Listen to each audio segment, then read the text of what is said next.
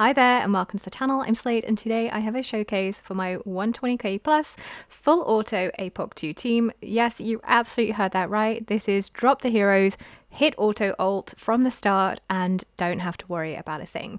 It's a very unique team and I am going to talk about how it works as we get into the run, but first up, here is the team that we are actually going to be running. As you can see, this is not a very free-to-play friendly team as it does have a lot of ancient exclusives and limited heroes.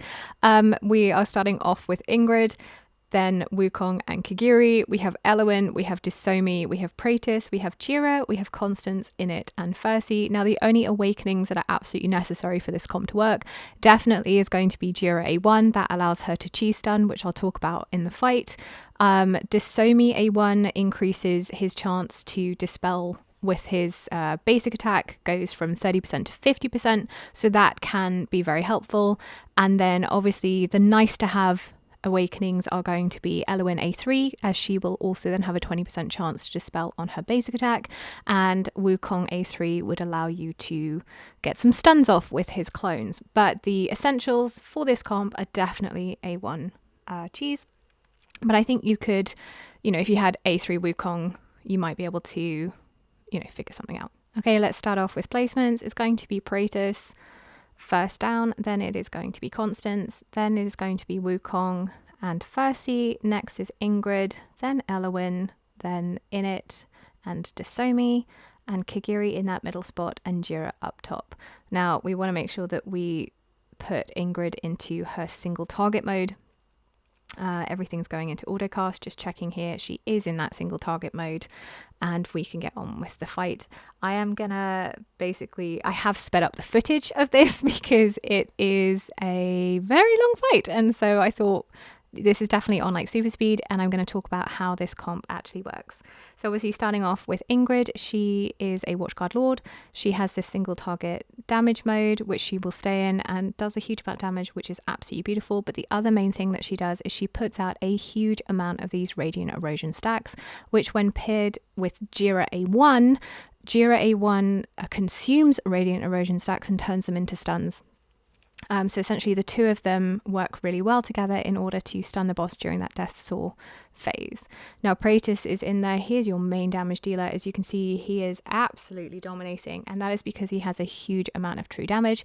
He is also the Arbiter Lord, and he has this lightning button. Now on full auto mode, it will cast every single time it hits 100% rather than waiting till you get to 3 stacks. If you have 2 or 3 stacks manually, you can hit them during the Death Saw phase, and that will allow you to add some stuns to the boss. It's very, very handy. But on the 1 stack, it'll just keep going as it hits 100%, and it gives Praetus as well as other arbiters a lovely little damage boost. Now Init is in there because he has damage reduction on his basic attack. This means that the boss is going to deal 30% less damage. The debuff lasts for 2.5 seconds, so as long as you can make sure that Init is hitting every 2 seconds, this will basically permanently stay up on the boss. And that's absolutely fine. You can do that. Now Constance is in here for inspiration. She is going to be boosting your team and making sure they do even more damage. And she does have a little bit of healing as well, which is nice. Fercy is in for his AoE damage reduction. He basically gives a huge protection to the team in the fact that they will also take less AoE damage, which for these big slams and the big earth shatters as the fight goes on can really wipe your team. So he does a lot to protect the team. Next is going to be Kagiri. Now Kagiri is really interesting in the fact that he has this dispel buff, which is fantastic for the Aegis mode. Obviously in the Aegis mode, the boss will stack up these defenses. It does a huge amount of damage to your team, but also makes it very hard for you to then take him down because his defense goes up. Kagiri has this thing in his kit where he does a sweeping strike every every X amount of... it's every 40 seconds or so, but if he hits the target multiple times, then that becomes less time. But essentially, he is able to auto remove the buffs, which is absolutely fantastic and helps you keep alive. Jira is in there. She is our tank and our stunner. Like I said, at A1, she's able to stun, and she's fantastic in the fact that she is able to stay alive and be the tank for this. She has a huge amount of HP, and if you build it like that, you absolutely can. Now, Elowin is our rage regener, our main healer, and she does also cleanse. If you have her A3, she has a 20% chance on her basic attack to cleanse a debuff as well, which is very helpful and does make this comp extra safe. And then we have Wukong, who is, the reason he's out on the left is because he needs space to spawn his clones, and that is the best spot. He can get 2 clones out here. Unfortunately, he can't get all 3, so, you know, a little bit lost, but not too bad, to be completely honest. He just does a huge amount of damage. And then finally, the one that you can't see because he is an auto ultimate is Desomi. Desomi is really what makes this comp work, and that is because on his basic attack and his ultimate, he puts out what's called magic incense or potent magic incense, which will automatically dispel debuffs for that hero. He also, there's a slight difference between the two in what they do, but essentially if your unit's HP is above 50%, it dispels a debuff. And so it's a very surefire way to make sure that those debuffs are removed, essentially. And he also applies inspiration and he does healing. He is absolutely fantastic. Now we are going to start running into some trouble here. Like I said, if you had Elowin A3, that does help as well, but the main thing here is actually we will fail on that saw phase because, like I said, I don't actually have that many stuns. I think it's only about 5 to 8 stacks that I can get reliably. Gosh, talking is hard. And that is because, you know, Wukong A3 would make this so much safer. I think this team, if you had Wukong A3, it would get even higher than that. But to be honest, I just wanted to hit the 120k and not have to worry about it. Okay, it wasn't this time round that we lost. It's the next round. Yeah, Death Saw, this phase, if you... Oh no, it is the Death Saw. That is, yeah, this is the one that we lose on because we don't have the stuns to get that damage down. But, you know, this is well above 120k. Like I said, if you had a bit more Wukong, you'd probably get a little bit faster. But yeah, that is the team. As you can see, leave it to its own devices and completely crush that 120 score, which for me, I absolutely love because I now don't have to worry about Apoc every single week. So yeah, we're going to have a quick look at the damage. As you can see, that was a total of 166,000, which was actually my high score. So this team did way better than when I tried to mally it myself. I don't know what that tells you.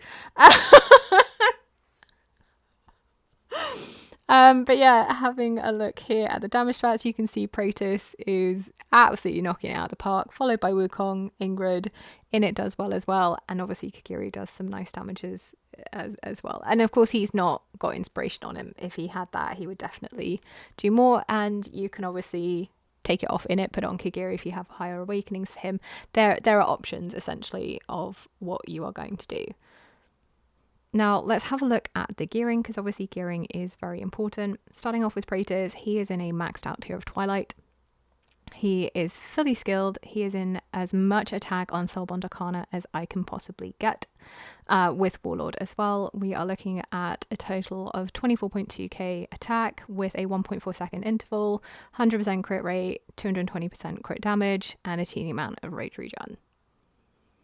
Next is going to be Jira. She is in Unshaken Will. You could put her in Morale. She does have to be in the key. And then obviously this is the awakening I was talking about. It does this stun effectively by consuming a stack of Radiant Erosion. So you want to make sure that she's very fast as well, not just tanky, in order to make sure that this goes as well as possible. She's fully skilled and she is in an Unshaken Will for that extra healing and tankiness in Astral Guardian with an attack speed amulet. Now the other option would be to put her in Morale. She's got 114k HP and then this 1.2 second interval with 584 speed. I mean, if you got that down to 1 second, that would be the dream, but then this is where the gear limitations are. You need her tanky in order to tank, and you need her fast in order to stun. So it is definitely a balance there.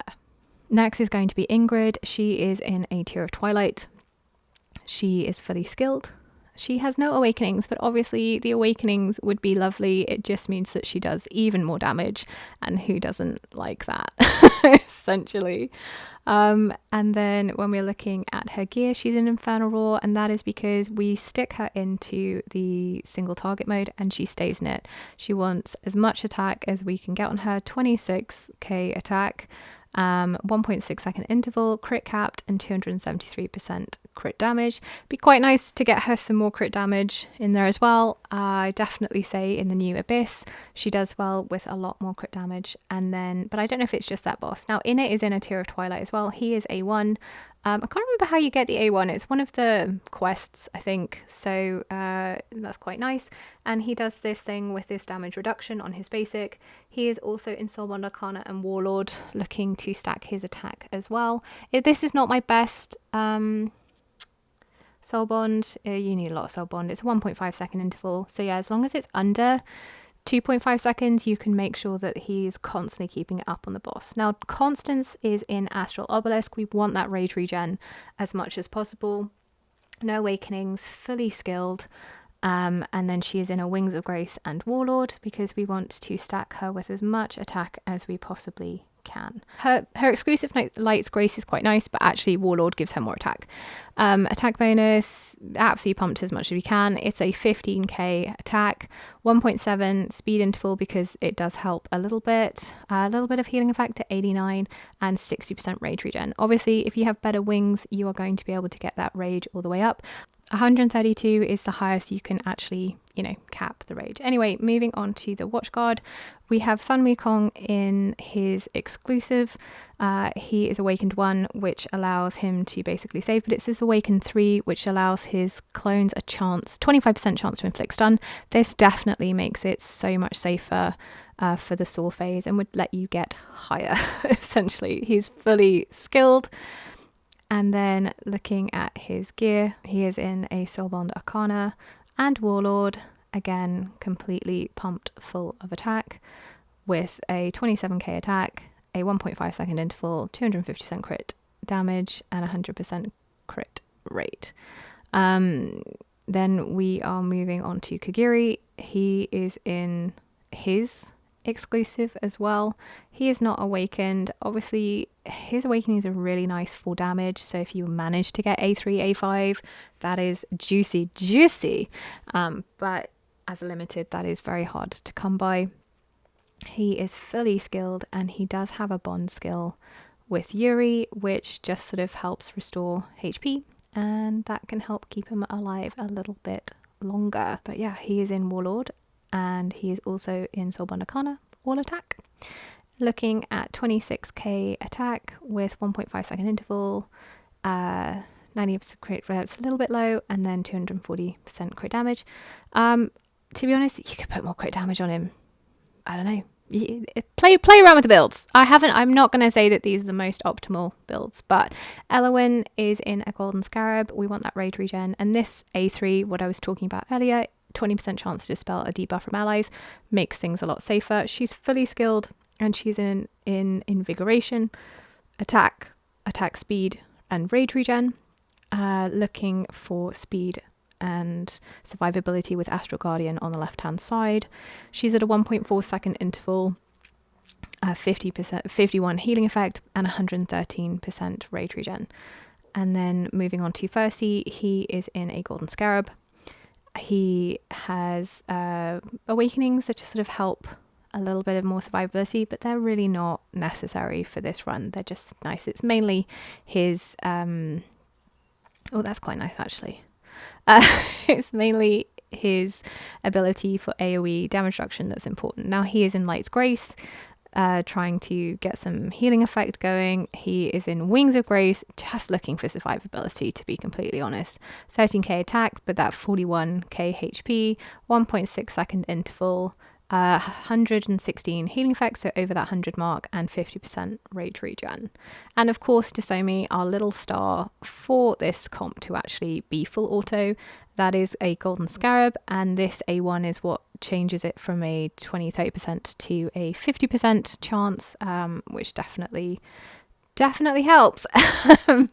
And his A3 is basically an even safer method.